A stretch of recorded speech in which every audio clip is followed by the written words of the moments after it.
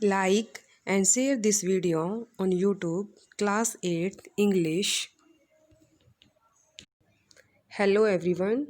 Today we will do Class 8th Chapter 3rd. The chapter name is Glimpses of the Past. Today we will discuss questions of this lesson. First question is Who is an artisan? कलाकार क्या होता है? एक कलाकार क्या होता है? Why do you think the artisan suffered? और तुम ये क्यों सोचते हो कि जो कलाकार हैं वो पीड़ित थे? A person who shows his physical talent is artisan. is an artisan. यहाँ पे एन आएगा एन.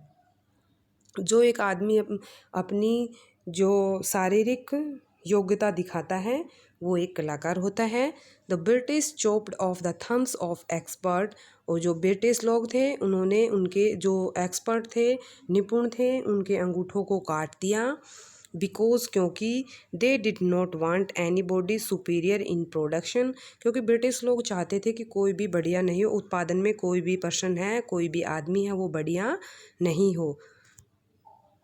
आर्टिशन कलाकार, सफर्ड पीड़ित हुए, पर्सन व्यक्ति, शोज दिखाता है, फिजिकल शारीरिक, टैलेंट योग्यता, आर्टिशन कलाकार, चॉप्ड काटना, थम्स अंगूठे, एक्सपर्ट निपुण, सुपीरियर बढ़िया, प्रोडक्शन उत्पादन, एनी बॉडी कोई भी, वांट चाहना. Next question.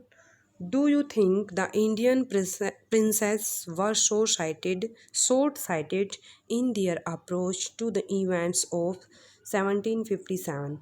तुम ये क्यों सोचते हो कि जो भारतीय जो राजकुमार थे वो दूरदर्शी थे, मतलब उनकी पहुंच थी वो दूर तक नहीं थी. टू द इवेंट ऑफ 1757, जो 1757 की जो घटनाएं थी उनके बारे में, जो भारतीय जो राजकुमार थे उनकी जो दूरदर्शी, मतलब ज़्यादा दूर के बारे में नहीं सोचने वाले, अदूरदर्शी थे, पहुंच थी वो दूर तक नहीं थी. इंडियन प्रिंसेस वर short sighted.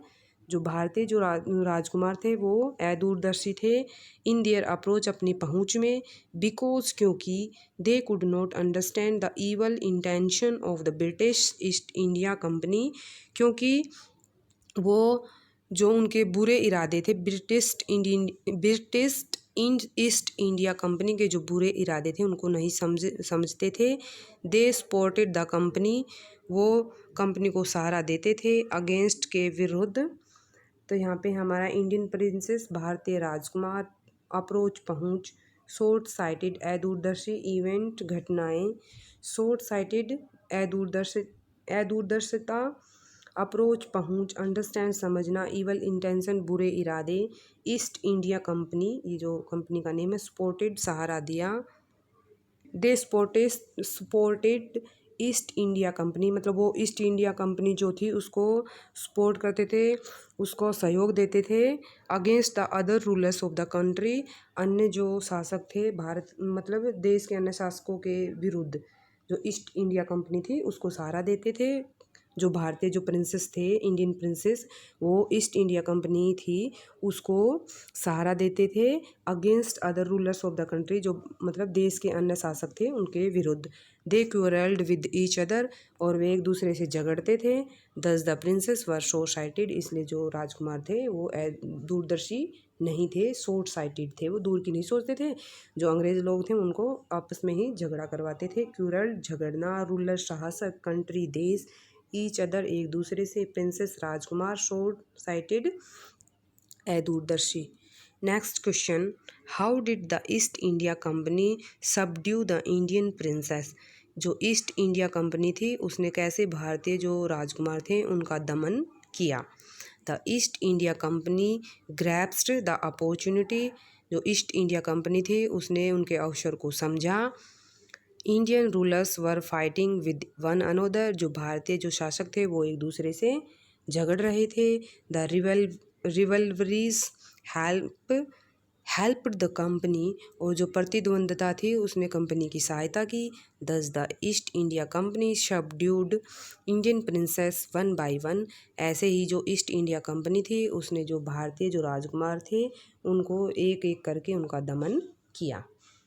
East India subdue दमन करना, इंडियन प्रिंसेस भारतीय राजकुमार, अपॉर्चुनिटी अवसर, रूलर शासक, फाइटिंग लड़ रहे थे। इंडियन जो रूलर्स थे, जो इंडियन जो शासक थे वो एक दूसरे से लड़ रहे थे। Were fighting with one another, helped सहायता की, रिवेलरीज प्रतिद्वंदता, प्रिंसेस राजकुमार वन बाय वन मतलब एक एक करके।